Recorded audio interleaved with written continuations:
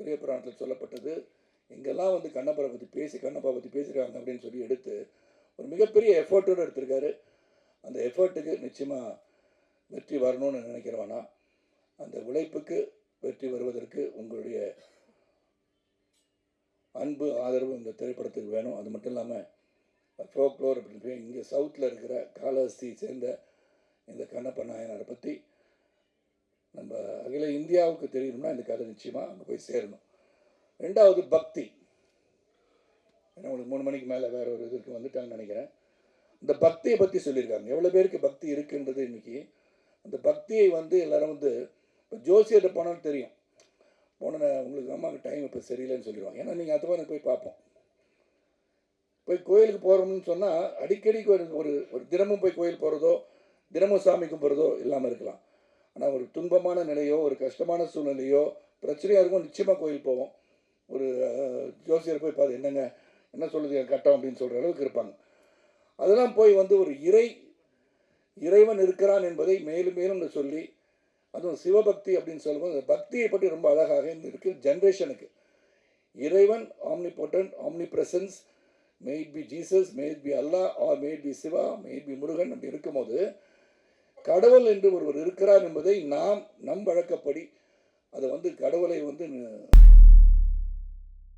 And அடுத்தபடியாக S Tamil சினிமாவின் supreme star. Tamil சினிமான்னு நம்ம மட்டும் கொண்டாடுற மாதிரி இல்லாமல் பேன் இண்டியாவா அவர் வந்து எல்லா லாங்குவேஜ்லேயும் போய் அந்தந்த இடத்துல அந்தந்த ஸ்க்ரீனில் அவருடைய பதிப்பு பண்ணி சுப்ரீம் ஸ்டார்லாம் தாண்டி எஸ் இவர் வந்து ஒரு இந்தியன் ஆக்டர் அப்படின்ற அளவில் தான் இருக்கிறாங்க. ஸோ தொடர்ந்து இன்னும் பல வெற்றி படங்களை கொடுத்துட்ருக்காங்க. இது வரைக்கும் எந்தெந்த கேரக்டர்லாம், அதாவது வில்லனாக பண்ணாலும் தத்ரூபான வில்லனாக இருப்பாங்க, ஹீரோவை பண்ணாலும் சரி, இப்போ அப்பா கேரக்டரில் பண்ணாலும் சரி, இல்லை அதுலேயே வந்து ஒரு சப்போர்ட்டிங் ரோல், எல்லாத்துலேயுமே வந்து வேரியேஷன் தொடர்ந்து கொடுத்துக்கிட்டே இருக்கிறாரு. அண்ட் அதை விட இப்போ இருக்கக்கூடிய ஜென்ரேஷனுக்கு இப்போ வரைக்கும் ஒரு பெரிய இன்ஸ்பிரேஷனாக இருந்துட்டு இருக்கிறீங்க sir, especially on fitness. So தொடர்ந்து எல்லாருக்கும் ஹெல்த் கான்ஷியஸாகவும் எந்த அளவுக்கு இருக்கணுன்றதுக்கும் ஒரு கிரேட் எக்ஸாம்பிளாக நம்ம கண் முன்னாடி இருக்கக்கூடியவர் தான். அண்ட் படத்தில் முக்கியமான கதாபாத்திரத்தில் இருக்கக்கூடிய மாடர்ன் வேர்ல்டின் மார்கண்டேயன் அப்படின்னு சொல்லலாம். ஸோ சுப்ரீம் ஸ்டார் சரத்குமார் அவர்களை அன்போடு பேசுமாறு கேட்டுக்கொள்கிறோம்.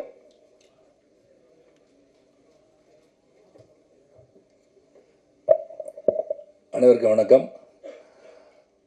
காலதாமதத்துக்கு வருந்துகிறேன். ஏன்னா 1:30 மணிக்கு வரேன், 1 மணிக்கு வரேன்னு இல்லை, நீங்கள் 2 மணிக்கு வந்தால் போதும்னு சொன்னாங்க. அதனால் நான் 2 மணிக்கு வரலான்னு சொல்லி கிளம்புனது கொஞ்சம் டிராஃபிக், உண்மையான டிராஃபிக் ஜாமில் நான் மாட்டிக்கிட்டேன். மணி மாதிரி இல்லை. ஏன்னா மணி வந்து மெதுவாக வராது, வந்து முன்னாடி வர உட்காந்துட்டார். நான் தான் முதல்ல வந்தேன்ன மாதிரி. ஸோ வருகை தந்திருக்கின்ற அனைவருக்கும் என்னுடைய நன்றி கலந்த வணக்கத்தை தெரிவித்துக் கொள்கின்றேன்.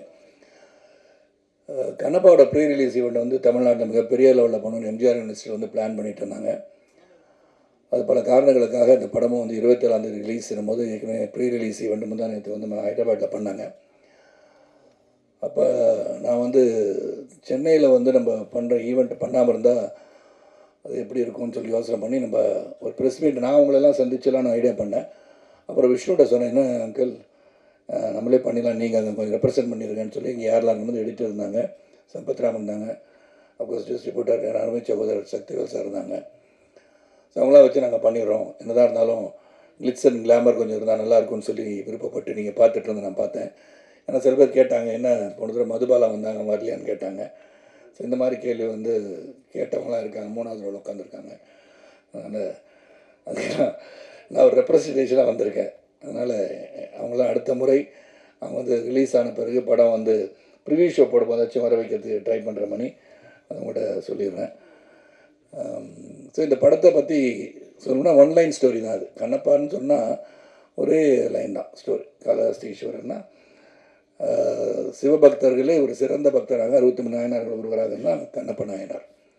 ஏற்கனவே கன்னடத்தில் வந்து ராஜ்குமார் சாரும் அப்புறம் வந்து இந்த ரெபல் ஸ்டார் கிருஷ்ணம் ராஜு சார்லாம் அந்த படம்லாம் கண்ணப்பா தழுவிய கதைகள்லாம் பண்ணிட்டாங்க. இந்த கதையை வந்து விஷ்ணுவின் கோணம் தான் சொல்லணும். ஏன்னா ஒரு பிலீவர் நான் பிலீவர்களில் ஒரு போராட்டம் தான் ஃபர்ஸ்ட் ஹாஃப். அதுக்கப்புறம் எப்படி அவர் வந்து ஒரு இவ்வளோ பெரிய சிவபக்தனாக மாறியதுக்கு காரணம் என்ன தான் அந்த படத்தோட கரு.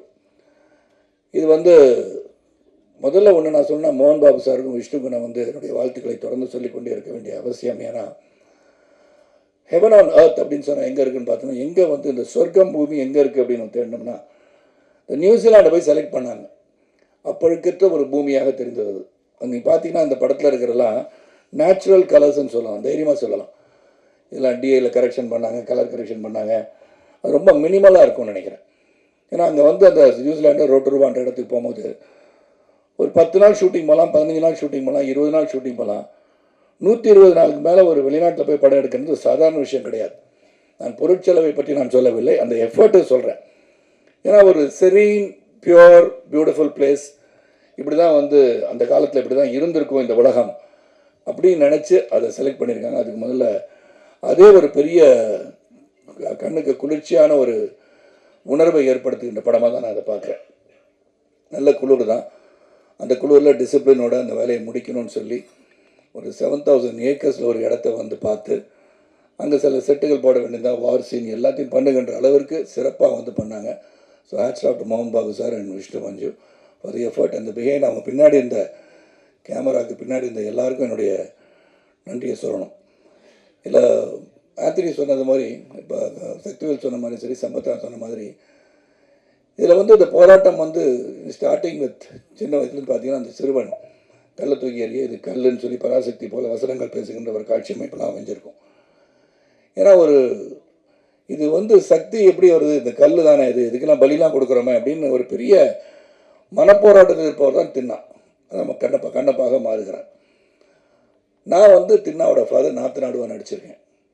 ஏன்னா எனக்கு வந்து பல முறை வந்து மோகன் பாபு சார் 13-14 வருஷமாக இந்த படம் பண்ணு சார், அந்த படம் பண்ணுன்னு சொல்லும் போதெல்லாம் எனக்கு பண்ண முடியாமல் போச்சு. ஆனால் இந்த கதை வந்த உடனேயே அந்த முகேஷ் குமார் சிங் வந்து மிகப்பெரிய அளவில் மகாபாரத்தை டைரக்ட் பண்ணி பெரிய அளவில் வெற்றி கொடுத்துருந்தார். அவர் இன்னொரு ப்ராஜெக்ட் வச்சுருக்கார். மகாபாரதம் வந்து ஒரு 3000 கோடியில் பண்ணணும் மிகப்பெரிய ஆசையோடு அதை இன்னும் கொஞ்சம் பெருசாக பண்ணணும்னு ஆசைப்பட்டுக்கார். அவர் கனவுகள் பலிக்கட்டும்னு சொல்லி அவரை வந்து செலக்ட் பண்ணி மோகன் பாபு சார் மகாபாரதம் வந்து ஹிந்தியில் வந்துச்சு, அவரை செலக்ட் பண்ணி கண்ணப்ப நாயனார் கதை எடுக்க சொன்னது வியப்பாக இருந்தாலும் சிறப்பாக எடுத்திருக்கிறான்னு சொல்லலாம். எனக்கு கொடுக்கப்பட்ட கேரக்டர் அதில் வந்து இந்த கான்ஃப்ளிக்ஸ் பிட்வீன் மீ அண்ட் தின்னா, அதாவது விஷ்ணு, ரொம்ப சிறப்பாக அமைஞ்சிருந்துச்சு என்னை பொறுத்த வரைக்கும். ஏன்னா எடிட்டர் ஆந்தனிக்கு தான் தெரியும், சிறப்பாக நடிச்சிருப்போம், சிறப்பாக அமைஞ்சிருக்கோம். எதை வெட்டினார், எதை தூக்குனார், எதை சேர்த்தார் எனக்கு தெரியாது. ஆனால் நல்லபடியாக இருக்கேன்னு சொல்லிட்டார், அதே எனக்கு உத்தரவாக இருக்கேன்னா அதை சொல்ல முடியும். ஏன்னா இந்த மூவி இஸ் பிக், நம்ம எல்லாம் ஒன்றா சேர்ந்து அதில் இருக்கும்போது எந்த அளவிற்கு காட்சி தேவைப்படுகிறதோ அந்த அளவுக்கு இருந்தாலே போதும். அதுவும் இது ஒரு பேன் இண்டியா ஃபிலிம் சொன்னது வந்து பார்த்திங்கன்னா அக்ஷய்குமார் வந்து, சிவன், காஜல், அப்புறம் பாருங்கள் மோகன் பாபு சார், மோகன்லால், பிரபாஸ், இதெல்லாம் வந்துருச்சு. இவங்கெல்லாம் வந்து இன்டர்வல் இதெல்லாம் வந்த பிறகு இந்த படம் வந்து கடைசி 1 hour வந்து ரொம்ப ஸ்ட்ராங்காக இருக்குன்னு சொல்லி ஆந்தனி சொல்லவும் உண்மையிலே சந்தோஷமாக. இங்கே மட்டும் இல்லை, ப்ரீ ரிலீஸ் இவெண்ட்லேயும் அவர் சொல்லிட்டு இருந்தார் அதை பற்றி. ஏன்னா அவர் தான் முழுமையாக பார்த்து எடிட் பண்ணி இந்த வார் சீனாக இருந்தாலும் சரி, காட்சிகளாக இருந்தாலும் சரி, லவ் சீனாக இருந்தாலும் சரி, எல்லாமே அவர் வந்து பார்த்துருக்காரு. இதில் வந்து ஷெல்டன் சொல்லி யூஎஸ்லேருந்து கேமராமேன் ஷெல்டன், அவருக்கு உதவியாளர் பிரபுதேவா, பிருந்தா மாஸ்டர் கொரியோகிராஃபி பார்த்து, அப்புறம் வந்து கெச்சான்னு சொல்லிட்டு ஹாங்காங்லேருந்து ஸ்டன் கொரியோகிராஃபர், அப்படின்னு பார்த்தீங்கன்னா பல தரப்பட்ட யுக்திகள் நிறைந்த அனுபவம் மிக்கவர்களை வைத்து இந்த படத்தை எடுத்திருக்காங்க. இங்கேயும் அந்த விதத்தில் எந்த ஒரு குறை வைக்கலை. அப்புறம் பார்த்தீங்கன்னா எல்லாருமே நல்லா நடிச்சிருக்காங்கன்னு சொல்லணும். ஏன்னா அந்த கிவன் தேர் பெஸ்ட். அந்த உழைப்பு வந்து மிக அதிகமாக கொடுக்கப்பட்டிருக்கின்ற படம். அந்த உழைப்புக்கு வெற்றி வரணும்னு சொல்கிறோம். இந்த படம் இப்படி ஓடும், அப்படி ஓடும், இவ்வளோ வசூல் செய்யணும்னு சொல்ல தயாராக இல்லை. ஆனால் இந்த படம் ஒரு சிறந்த படமாக மக்கள் தெரிந்து கொண்டு புரிந்து கொள்ள வேண்டிய ஒரு படமாக இருக்கும்னு நான் நினைக்கிறேன். காரணம் இப்போ வந்து சரித்திரத்திலையும் சரி, இதிகாசங்களையும் சரி, நாம் இப்போ இருக்கிற ஜென்ரேஷனுக்கு சில கதைகளை நாம் சொல்ல மறந்து விடுகிறோம்னு நினைக்கிறேன். ஏன்னா அவங்களுக்கு இன்ட்ரெஸ்ட் இல்லாததை வந்து இன்ட்ரெஸ்ட் கொண்டு வரணும்னா, இப்போ பொன்னியின் செல்வன்ற கதையை வந்து எல்லாரும் வந்து போய் பார்க்கணுன்னு நினைக்கிறதுக்கு அதை வந்து சொல்லிக்கிட்டே இருந்தாங்க. பொன்னியின் செல்வன் கதையை பற்றி எல்டர்ஸ்க்கு தெரிஞ்ச மாதிரி யங்ஸ்டர்ஸ் தெரியாது. அந்த யங்ஸ்டர்ஸை கொண்டு போய் ரீச் பண்ணணும்னு நினச்சி தான் மணிரத்னம் அந்த படம் எடுத்திருப்பேன். அதே மாதிரி கண்ணப்ப நாயனார் கதை, காளஹஸ்தி ஈஸ்வரருக்கு எல்லோரும் ஒரே லைனில் கதை சொல்லிடலாம். வலது கண்ணில் வந்து ரத்தம் வந்தது, உடனே கண்ணை பிடிங்க வச்சார், அப்புறம் இடது கண்ணிலையும் வந்துச்சு, திருப்பி அது இன்னொரு காலை வந்து கட்டவரலாங்க வச்சு இடம் தெரியாமல் போயிடக்கூடாதுன்னு வச்சு பண்ணார் அப்படின்னு அது ஒன்லைன் ஸ்டோரி. பட் விஷ்ணு ஒரு கோணத்தில் before becoming Kannappa, what was Kannappa, தின்னா என்னவாக இருந்தார், ஒரு வேடனாக இருந்தவர் எப்படி வந்து மாறி சிவபக்தரானார்ன்ற கதை. அது ஒரு சின்ன லைனாக இருந்தால் கூட ஒரு ஒரு ஸ்டோரி, ஒரு இமேஜினரி ஸ்டோரி, பேக் ஸ்டோரின்னு சொல்லலாம். அது வந்து விஷ்ணுவோட கோணத்தில் ரொம்ப நாளாக விஷ்ணு வந்து ஆர்டினரியாக வந்து இது பண்ணல. Is Khan to research. பெரிய புராணத்தில் சொல்லப்பட்டது, எங்கெல்லாம் வந்து கண்ணப்பரை பற்றி கண்ணப்பா பற்றி பேசியிருக்காங்க அப்படின்னு சொல்லி எடுத்து ஒரு மிகப்பெரிய எஃபர்ட்டோடு எடுத்திருக்காரு. அந்த எஃபர்ட்டுக்கு நிச்சயமாக வெற்றி வரணும்னு நினைக்கிறவானா, அந்த உழைப்புக்கு வெற்றி வருவதற்கு உங்களுடைய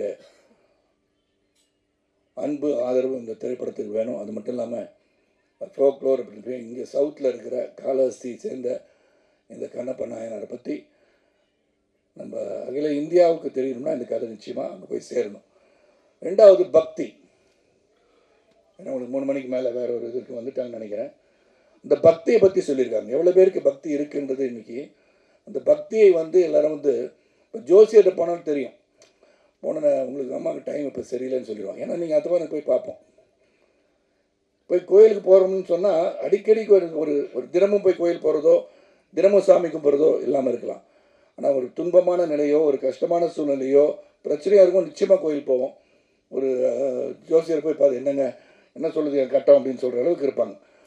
அதெல்லாம் போய் வந்து ஒரு இறைவன் இருக்கிறான் என்பதை மேலும் மேலும் சொல்லி, அதுவும் சிவபக்தி அப்படின்னு சொல்லும்போது அந்த பக்தியை பற்றி ரொம்ப அழகாக இருக்குது ஜென்ரேஷனுக்கு. இறைவன் omnipotent, omnipresence, may it be Jesus, may it be Allah, or may it be Shiva, may it be Murugan அப்படி இருக்கும்போது கடவுள் என்று ஒருவர் இருக்கிறார் என்பதை நம் வழக்கப்படி அதை வந்து கடவுளை வந்து நம்ம துதித்து வணங்கி நம்ம செயல்பட்டால் வாழ்க்கை சிறப்பாக இருக்கும் அப்படின்றத சொல்லுகின்ற கடமையாக இருக்குது.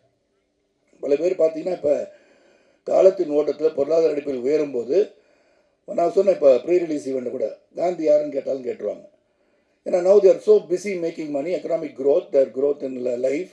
அவங்கள சொல்லி குற்றம் இல்லை. எல்லாத்தையும் இது தெரிஞ்சுக்கிட்டா என்ன அவசியம், எதை தெரிஞ்சுக்கணும் அதை தெரிஞ்சுக்கணும்னு நினைக்கிறாங்க. ஆனால் ஒரு ரெஸ்பான்சிபிளாக இருந்து இந்த மாதிரி கலை உலகத்தில் இருக்கும்போது கலை மூலமாக ஒரு சினிமா மூலமாக இப்போ வந்து உதாரண சக்தி சொன்ன மாதிரி பொன்னியின் செல்வன் எல்லாரும் பார்க்கணும், இதை வந்து பிரம்மாண்டமாக திரையில் சொல்லும்போது அந்த கதையை போய் பார்க்கின்ற ஆர்வத்தை தூண்டும் போது அதை பற்றி அவர்கள் தெரிந்து கொள்வார்கள். இந்த மாதிரி கண்ணப்ப நாயனாரை பற்றி இந்த திரைப்படத்தை பார்த்த ஓஹோ இப்படி ஒரு பக்திமான் இருந்திருக்காரா சிவபக்தவன் அப்படின்னு தெரிகிற அளவுக்கு இந்த படம் இருக்கும்.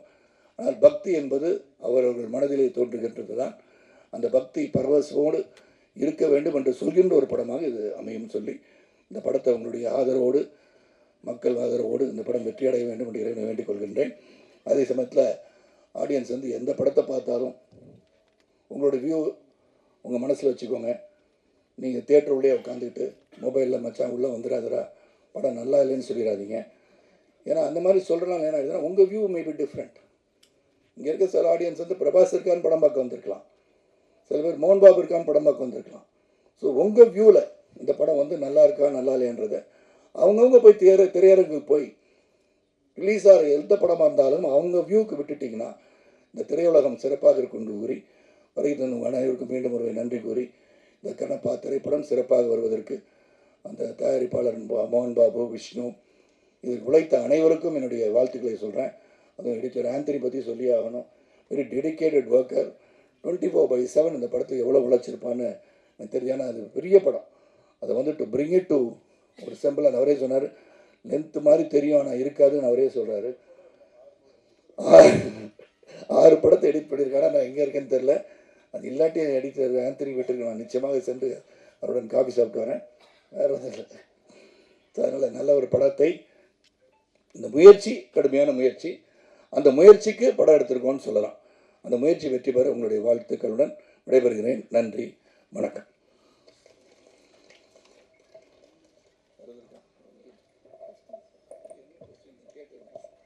தேங்க்யூ. ஸோ படத்தை பற்றி ஏதாவது கேள்வி கேட்கணுன்னா கேட்கலாம். படத்தை பற்றி மட்டும். அதாவது இதில் ஒன்று தான், நான் வந்து ரெப்ரஸன்டேட்டிவ் தான், நான் ஏஜென்ட்டு.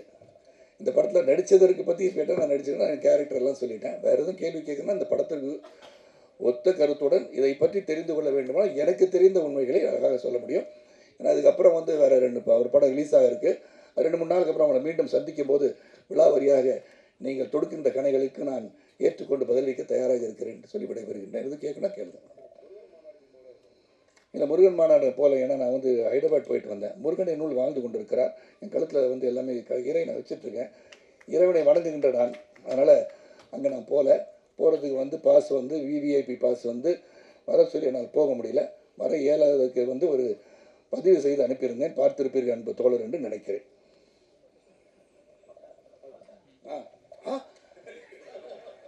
உங்களை தான் தேடிட்டு இருந்தேன் நான். சொல்லுங்கள் பாஸ். அப்படி சொல்லலைண்ணா, ரிவ்யூ பண்ணாதீன்னு உங்களை சொல்ல முடியுமா பாஸ்? நான் படம் பார்க்க போகிறவங்கள சொல்கிறேன். படம் பார்க்க போகிறேன். நீங்கள் ரிவ்யூ பண்ணுறது வந்து கடமை. நீங்கள் வந்து யார் there as a film critic you can't say the truth untruth என்னது நீங்கள் சொல்லலாம். படம் பார்க்க போகிறவங்க கூடமா போயிட்டு உள்ள இந்த வழியை உள்ளான்னு சொல்லி நீங்களா சொல்ல போகிறீங்க? நீங்கள் அப்படி சொல்ல போகிறது இல்லையே. நீங்கள் கருத்துக்களை பதிவுகின்ற சேனல் வச்சுருப்பீங்க, இல்லாட்டி ஒரு யூடியூப் சேனல் வச்சுருப்பீங்க. அது வேறு. நான் என்ன சொல்கிறேன், பார்க்குறவங்க வந்து பார்க்கட்டும்னு சொல்கிறேன்.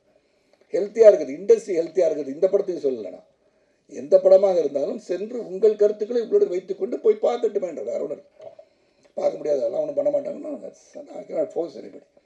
கருத்தை கொண்டு பதிவு பண்ணுறேன். சார் ரொம்ப நன்றி, ரொம்ப ரொம்ப நன்றி. Thank you thank you thank you.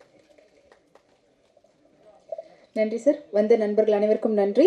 அவா என்டர்டைன்மெண்ட் 24 ஃப்ரேம் ஃபேக்டரி கண்ணப்பா திரைப்படம் ஜூன் 27ஆம் தேதி